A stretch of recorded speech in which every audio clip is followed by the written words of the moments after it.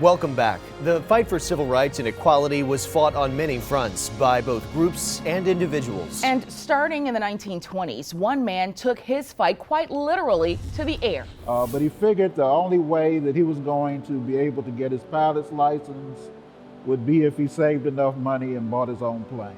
In the late 1920s, it was unheard of for a black man to fly a plane. Chief Anderson is considered the father of black aviation. Born less than 4 years after the Wright brothers made their historic flight at Kitty Hawk, C. Alfred Chief Anderson was fascinated by flight. The only problem, beyond ground school, no one would teach him. So he borrowed money from friends, he borrowed money from family, he borrowed money from the person that his father worked for. When he had enough money, he bought a plane. Not being able to find anyone to teach him how to fly it, he would taxi down the runway and then gun the engine until he left the ground a little bit, then would land back down. Sooner or later, he decided, I can take off and land, I can fly. Anderson continued to grow his skills, picking up tips and tricks everywhere he could.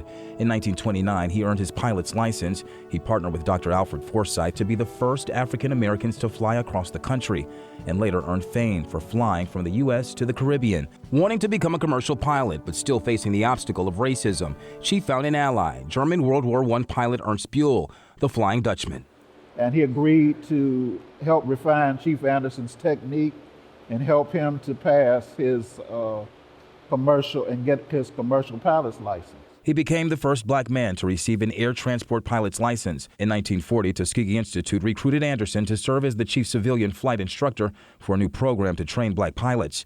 In 1941, he took Eleanor Roosevelt on a 40-minute flight in a Piper Cub, dispelling the myth that, as she put it, colored people couldn't fly. He then became the ground commander and the chief instructor for the 99th Pursuit Squadron, which along with 3 other squadrons would be called the Tuskegee Airmen. When he came here to Tuskegee, the local people were not happy about the Tuskegee Airmen being here in Tuskegee, the local white people. Chief Anderson was arrested by the local police and delivered to the Ku Klux Klan in hopes that the Klan would beat him up and try to discourage him from doing what he was doing. It turns out that the Grand Dragon of the Klan wanted to learn how to be a pilot himself.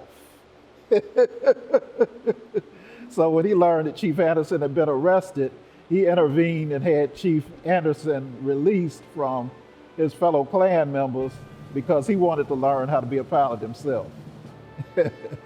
And throughout his life, Anderson never took no for an answer and became a legend in aviation, not only for his triumph over racism, but for his skill in the cockpit. Chuck Yeager even referred to him as a damn good pilot. And he's still inspiring pilots today, black and white, because of his excellence and also because of him not being willing to quit. It's a lot of hard work to be a pilot. You have to have a certain stubbornness, and he definitely had that. When we come back, the fight for equality goes from high in the sky to deep underground. The role Birmingham's underground played in bringing blacks and whites together in the workplace. That is after the break.